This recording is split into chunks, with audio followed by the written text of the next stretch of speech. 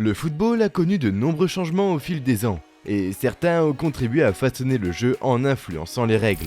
Imaginez qu'on vous dise que les joueurs ont largement contribué à mettre en place ou à modifier les règles de la FIFA. C'est génial, n'est-ce pas? Dans cette vidéo, nous allons explorer 7 changements de règles du jeu régissant le football, et découvrir les joueurs qui ont contribué d'une manière ou d'une autre à ces modifications de réglementation. Mais avant de commencer, n'oubliez pas de vous abonner à notre chaîne si vous êtes nouveau, et d'activer la cloche de notification pour ne rien rater de nos prochaines parutions. Et allons-y! Numéro 1. Le tragique accident de Jimmy Thorpe. La tragédie oblige souvent des changements nécessaires, et cela s'est malheureusement avéré pour Jimmy Thorpe.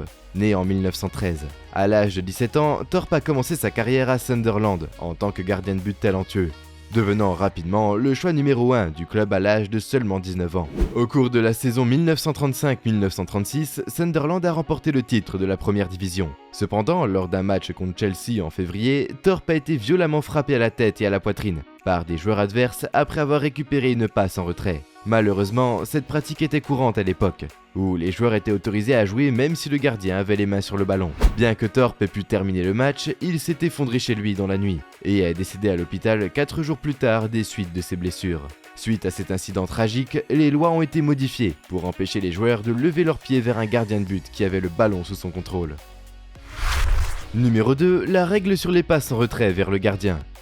Peter Schmeichel est largement considéré comme l'un des meilleurs gardiens de but de l'histoire du football. Il a connu une carrière exceptionnelle avec Manchester United, remportant 5 titres de Premier League et une Ligue des champions de l'UEFA. Dans la majeure partie de l'histoire du football, il était permis au gardien de but de ramasser le ballon lorsqu'il leur était passé par un coéquipier, une tactique souvent utilisée pour perdre du temps. Liverpool était notamment connu pour pratiquer cette tactique, en renvoyant le ballon à Bruce Grobbelaar lorsqu'il était sous pression. Cependant, l'Euro 92 a marqué un tournant dans cette pratique, lorsque le Danemark a remporté le trophée en surprenant le continent avec une approche qui consistait à faire garder le ballon le plus longtemps possible à Peter Schmeichel.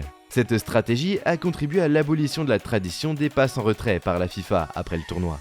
Cela a eu des conséquences significatives car les gardiens n'avaient pas été entraînés à jouer avec leurs pieds et n'avaient plus d'autre choix. Le résultat fut souvent une comédie d'erreurs. Numéro 3. La règle sur le goal line technology. Pendant longtemps, la FIFA et l'UEFA ont résisté aux appels en faveur de l'introduction de la technologie dans le football, car ils craignaient que cela ne complique ce qu'ils considéraient comme un simple sport. Monsieur Blatter, président de la FIFA, affirmait que la technologie tuerait la passion du football.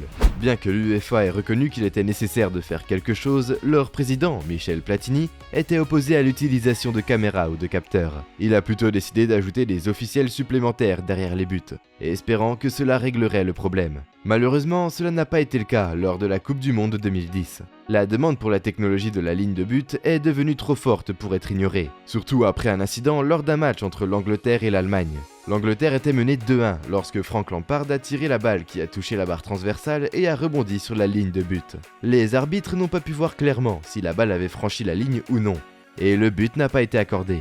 L'Angleterre a finalement perdu 4-1, bien que l'Allemagne ait clairement été la meilleure équipe ce jour-là. Cependant, la controverse a laissé l'Angleterre se sentir lésée et a forcé la FIFA à agir. Blatter a déclaré qu'il était évident qu'il fallait rouvrir le débat sur la technologie lors de la réunion du conseil d'administration de la FIFA. La goal line technology a été testée lors de la Coupe du Monde des clubs en 2012, avant d'être introduite dans la Premier League en 2013. Numéro 4. Bill McCracken et la règle du hors-jeu. La règle du hors-jeu est un élément essentiel du football. Elle empêche les buts controversés et encourage un meilleur football. Elle a été modifiée plusieurs fois au cours de l'histoire de ce jeu. Avant 1925, les attaquants pouvaient se placer derrière la défense adverse et attendre le ballon sans être sanctionnés. Cela a rendu le jeu difficile pour les défenseurs, car ils étaient souvent submergés par des attaquants. Bill McCracken, le défenseur de Newcastle, est considéré comme l'homme responsable du changement de règles en matière de hors-jeu. Il était un expert dans l'utilisation du piège du hors-jeu, sachant exactement quand avancer pour laisser les attaquants adverses en position de hors-jeu. McCracken ne devrait pas être critiqué pour cette tactique, car il n'enfreignait aucune règle. En fait, ses capacités défensives ont aidé Newcastle à remporter 3 titres de champion, bien que les autorités aient envisagé de changer la règle du hors-jeu avant 1893. Ce n'est qu'en raison de la maîtrise de McCracken dans cette stratégie qu'ils ont finalement décidé d'agir. En 1925, McCracken est nommé président de la Commission internationale du football, chargé de mettre en place des règles uniformes pour le jeu à travers le monde. Il a proposé une modification à la règle du hors-jeu, qui stipulait que les attaquants ne pouvaient pas être derrière la défense au moment où le ballon était joué. Cette proposition a été acceptée et mise en place en 1925, ce qui a considérablement changé le jeu de football. La nouvelle règle a favorisé les défenseurs, qui étaient maintenant en mesure de tenir les attaquants à distance et de protéger leur but plus facilement. La règle du hors-jeu a également contribué à rendre le jeu plus rapide et plus fluide, car les joueurs étaient constamment en mouvement pour éviter d'être pris hors-jeu. Cette règle est depuis devenue l'un des fondements du football moderne et est toujours en vigueur aujourd'hui. Numéro 5. La règle sur le transfert des joueurs. Jean-Marc Bosman est un ancien joueur de football belge qui a laissé une marque indélébile sur le sport, en faisant campagne de la règle sur le transfert pour la libération des joueurs de football. Avant la décision historique de la Cour de justice de l'Union européenne en 1995, les joueurs étaient considérés comme la propriété de leur club et étaient soumis à des règles strictes en matière de transfert. Les clubs avaient le pouvoir de fixer le prix des joueurs, de refuser de les vendre ou de les transférer sans leur consentement, et de leur imposer des contrats à long terme. Cela signifiait que les joueurs n'avaient pas la liberté de choisir leur club et que les clubs les plus riches avaient un avantage énorme sur les clubs plus petits. Les joueurs étrangers étaient également soumis à des quotas stricts dans de nombreux pays européens, ce qui limitait leur nombre sur les terrains de football. C'est alors que Bosman a décidé d'agir pour une réforme de la règle sur le transfert. En 1990, Bosman avait été libéré de son contrat avec son club de l'époque, le RFC Liège. Mais il n'a pas été autorisé à rejoindre le club français Dunkerque, sans que Liège ne demande une somme énorme pour le transfert. Bosman a finalement apporté l'affaire devant la Cour de justice de l'Union européenne, qui a rendu un jugement historique en sa faveur en 1995. La Cour a jugé que les règles en matière de transfert étaient illégales et qu'elles violaient les principes de libre circulation des travailleurs et de concurrence loyale. Cette décision a changé le visage du football pour toujours, a amené la FIFA à modifier les règles relatives au mercato, ouvrant la voie à des transferts plus libres et à des contrats à court terme. Cela a également permis aux joueurs étrangers de jouer dans des ligues européennes sans restriction, ce qui a contribué à la mondialisation du football. Numéro 6. La règle sur les tacles. Johan Cruyff était un footballeur néerlandais, considéré comme l'un des plus grands joueurs de l'histoire de ce sport. Il est surtout connu pour son rôle clé dans le développement du style de jeu Total Football, une approche tactique qui permet à chaque joueur d'évoluer à n'importe quel poste sur le terrain. Johan Cruyff a eu un impact significatif sur la réglementation des tacles. En raison de sa technique du dribble unique et de sa capacité à tromper les défenseurs, les tacles sont devenus plus agressifs et dangereux pour les joueurs offensifs. En réponse à cela, la FIFA a pris des mesures pour les réglementer. En 1970, la FIFA a modifié les règles du jeu pour interdire les tacles effectués par derrière, afin de protéger les joueurs de lésions graves. En 1998, la FIFA a encore renforcé la réglementation sur les tacles, en interdisant les tacles dangereux, c'est-à-dire les tacles effectués avec une force excessive ou qui mettent en danger l'intégrité physique du joueur adverse. Ces règles ont été mises en place pour protéger les joueurs offensifs tels que Johan Cruyff et les autres attaquants qui ont suivi ses traces, en leur offrant une plus grande protection contre les tacles agressifs et les blessures graves. La technique de dribble de Cruyff a contribué à façonner la réglementation actuelle sur les tacles dans le football et a encouragé des techniques de jeu plus créatives et innovantes.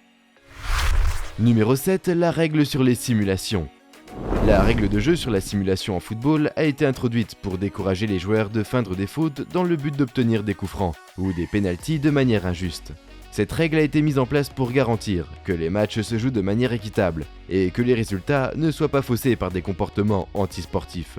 Le joueur qui a joué un rôle majeur dans l'introduction de cette règle est l'attaquant de Sheffield Wednesday, Paolo Di Canio. En 1998, lors d'un match de première ligue anglaise entre Arsenal et Sheffield Wednesday, le légendaire arbitre britannique David Elleray a expulsé l'attaquant Paolo Di Canio pour simulation. Di Canio avait prétendu avoir été frappé par un joueur d'Arsenal, mais les images télévisées ont clairement montré que le joueur n'avait même pas touché Di Canio. Cette décision a été très controversée à l'époque, mais elle a également mis en lumière le problème de la simulation dans le football.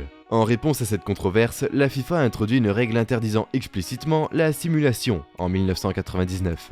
La règle énonce que tout joueur qui feinte une faute ou une blessure pour tromper l'arbitre doit être sanctionné pour comportement non sportif. Depuis lors, la règle a été appliquée de manière stricte dans de nombreuses compétitions de football à travers le monde. Les joueurs qui simulent sont désormais susceptibles de recevoir des cartons jaunes ou rouges, en fonction de la gravité de leur comportement, ce qui peut avoir des conséquences importantes sur le résultat final d'un match. Quel a été, selon vous, le changement de règle le plus important dans le football? Faites-nous connaître vos avis dans les commentaires. En attendant, si vous avez apprécié cette vidéo, n'oubliez pas de la liker et de vous abonner à notre chaîne. N'oubliez pas aussi d'activer la cloche de notification pour être informé de nouvelles publications. A très bientôt pour une nouvelle vidéo. Au revoir.